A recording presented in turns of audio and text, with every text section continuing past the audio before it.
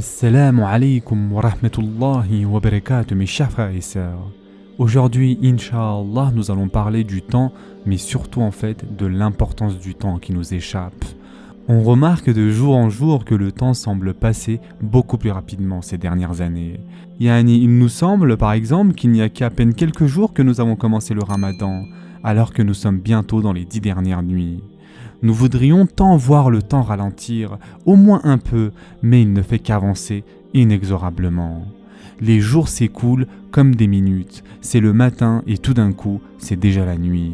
Et Allah subhanahu wa ta'ala fait allusion à ce phénomène à plusieurs reprises dans le Coran. Et en effet, Allah azza wa jal dit, il dira « Combien d'années êtes-vous restés sur terre ?» Ils diront « Nous y avons demeuré un jour ou une partie d'un jour. » Interroge donc ceux qui comptent. Surat al-Mu'minun, versets 112 et 113. Ou encore, Allah subhanahu wa ta'ala dit « Et c'est ainsi que nous les ressuscitâmes afin qu'ils s'interrogent entre eux. L'un parmi eux dit « Combien de temps avez-vous demeuré là ?»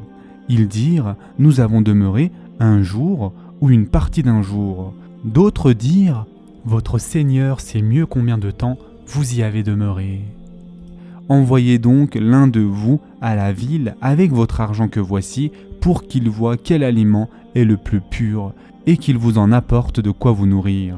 Qu'il agisse avec tact et qu'il ne donne l'éveil à personne sur vous. Surat al-Kahf, verset 19. Le temps passe très très vite mes chers frères et sœurs, et lorsque nous nous tiendrons debout devant Allah subhanahu wa ta'ala le jour du jugement, il nous semblera n'avoir vécu, rêvé et espéré qu'une journée voire moins. Il nous semblera n'avoir adoré notre Créateur que très brièvement et de la manière la plus nonchalante. Le Coran nous apprend que plusieurs d'entre nous supplieront Allah azza wa jal de leur accorder plus de temps, afin de corriger justement leur action et de l'adorer de manière beaucoup plus appropriée. Mais malheureusement, il sera trop tard. Et en effet, Allah subhanahu wa ta'ala dit dans le Coran « Puis lorsque la mort vient à l'un d'eux, il dit « Mon Seigneur, fais-moi revenir sur terre, afin que je fasse du bien dans ce que je délaissais. » Non, c'est simplement une parole qu'il dit. Derrière eux cependant, il y a une barrière, jusqu'au jour où ils seront ressuscités. Surat al-Mu'minun, versets 99 et 100. Allah subhanahu wa ta'ala fait référence ici au barzakh en parlant de barrière. De plus, mes chers frères et sœurs, le prophète, sallallahu alayhi wa sallam, nous a réitéré à plusieurs reprises cette réalité. Le temps ne ralentira jamais et nous ne pourrons jamais retourner en arrière pour réparer nos erreurs. C'est pourquoi il nous a conseillé de tirer profit de 5 choses avant que 5 autres ne se produisent. Et en effet, le prophète sallallahu alayhi wa sallam a dit « Tirez profit de 5 choses avant 5 autres. Votre jeunesse avant votre vieillesse, votre santé avant de tomber malade, votre argent avant de devenir pauvre, votre temps libre avant de devenir occupé et votre vie avant votre mort. » Et ce hadith, mes chers frères et sœurs, a été rapporté par Al-Hakim. Ainsi, notre prophète, sallallahu alayhi wa sallam, nous conseille donc de tirer profit du temps que nous avons devant nous. Quand nous sommes jeunes, nous prenons notre jeunesse et notre énergie pour acquis. Nous avons l'impression d'avoir tout le temps devant nous. Nous avons l'impression d'avoir l'infini devant nous. Pourtant, les journées s'écoulent, les unes après les autres, et l'une des premières choses qui nous quitte, c'est souvent notre jeunesse. Un cheveu blanc qui apparaît, nous commençons à ressentir de petites douleurs quotidiennes au dos, aux épaules et aux genoux, et tandis que la vieillesse se rapproche à grands pas, certaines personnes trouvent même difficile d'accomplir leurs actes de dévotion quotidiens. Quand il nous est de plus en plus difficile de nous agenouiller pour nous prosterner en prière, nous ne souhaitons alors qu'une chose, pouvoir revenir en arrière pour accomplir ne serait-ce qu'une autre prière ou pour jeûner ne serait-ce qu'un autre jour avec toute l'énergie et la forme dont nous jouissons durant notre jeunes années. Les jeunes doivent savoir tirer profit de leur jeunesse avant que le temps ne la fasse disparaître. L'énergie à revendre devrait être utilisée pour aider les autres et accomplir toutes sortes de bonnes actions qui mériteront une rétribution enviable ici-bas, mais aussi dans l'au-delà. Le croyant doit également savoir tirer profit de sa santé avant d'être affaibli par la maladie, que celle-ci se manifeste durant sa vieillesse ou plutôt dans sa vie.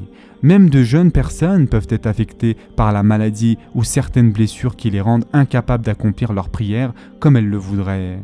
Et Allah Azza wa Jal et le prophète sallallahu alayhi wa sallam ont tous les deux souligné les bienfaits et la rétribution que peut tirer un croyant de sa douleur et sa souffrance. Quand une personne devient malade, elle réalise alors à quel point l'être humain est fragile, n'est-ce pas? Le prophète sallallahu alayhi wa sallam nous a rappelé que nul ne sait s'il perdra la santé ni à quel moment il la perdra. Un jour, nous sommes en pleine forme et possédons toutes nos facultés mentales et le lendemain, nous nous retrouvons dépendants des autres pour presque chaque geste du quotidien. L'argent, mes chers frères et sœurs, est une bénédiction qui nous vient d'Allah Azza wa Jal. Le croyant doit donner le plus qu'il peut en charité tant qu'il a quelque chose à donner. Nous avons tendance à voir la charité comme un don monétaire, mais elle ne se réduit pas seulement à cette forme de don. Nous pouvons donner de l'argent certes, mais aussi notre temps, notre soutien et notre savoir. Cela n'empêche pas que nous devrions utiliser nos biens monétaires pour plaire à Allah Azza wa Jal tant que cela est possible, car l'argent est quelque chose qui peut se perdre très rapidement et notre destin financier demeure entre les mains d'Allah Azza wa Jal. Tant de personnes riches se sont retrouvées sans rien presque du jour au lendemain, et les exemples abondent autour de nous, n'est-ce pas? Il faut garder ainsi à l'esprit que tout don de charité fait dans l'intention de plaire à Allah Azza wa Jal sera rétribué. Et en effet, Allah subhanahu wa ta'ala dit dans le Coran, ceux qui dépensent leurs biens dans le sentier d'Allah ressemblent à un grain d'où naissent 7 épis à 100 grains à l'épi. Car Allah multiplie la récompense à qui il veut et la grâce d'Allah est immense et il est omniscient. Surat al-Baqarah, verset 261. Mes chers frères et sœurs, n'oublions jamais que le temps libre est une autre bénédiction d'Allah subhanahu wa ta'ala, dont nous pouvons tirer profit, peu importe à quel point nous considérons être occupés. Passer ce temps de manière intelligente signifie ne pas le perdre dans des activités futiles qui ne nous apportent aucun bienfait. Même la plus simple des actions peut prendre une signification nouvelle si elle est faite dans l'intention de plaire à Allah subhanahu wa ta'ala. Si nous nous libérons de ces activités futiles qui nous font perdre un temps précieux, nous pourrons alors profiter de ce temps gagné pour augmenter le nombre de nos activités religieuses. Quand une personne fait des choix intelligents, elle choisit de remplir son temps avec des actions qui plaisent à Allah Azza wa Jal. Rappelez-vous que le temps avance rapidement et de manière inexorable. Faites ce que vous avez à accomplir aujourd'hui même, car nul ne sait s'il connaîtra un lendemain. Utilisez votre temps libre avec discernement avant que votre vie ne se remplisse d'obligations de toutes sortes qui ne vous apporteront aucun bienfait, à moins que vous ne gardiez constamment à l'esprit votre intention de plaire à Allah subhanahu wa ta'ala.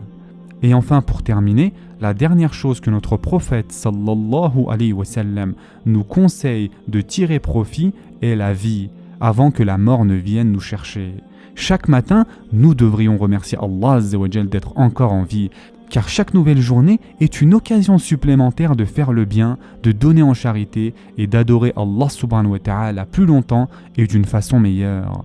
C'est une occasion de sourire aux gens autour de nous, de les aider s'ils ont besoin d'aide et de donner en charité. C'est une occasion de faire d'innombrables gestes de bonté.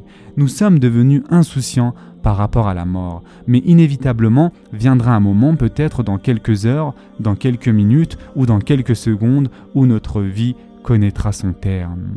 Le prophète sallallahu alayhi wa sallam nous a conseillé de bien utiliser le temps dont nous disposons. Ainsi, faites ce que vous pouvez maintenant et non pas demain, car demain pourrait ne jamais venir. Ce rappel du prophète sallallahu alayhi wa sallam a trait à la responsabilité, à la sagesse, à la prévoyance et à l'organisation du temps. Il nous a ainsi rappelé à d'autres occasions l'importance de prendre conscience des bénédictions d'Allah Azza wa Jal dans nos vies et de les utiliser à notre avantage. Certains versets du Coran et hadiths du prophète sallallahu alayhi wa sallam nous rappellent que le temps passe très vite et que chaque petit geste que nous effectuons peut potentiellement devenir une source de grande rétribution.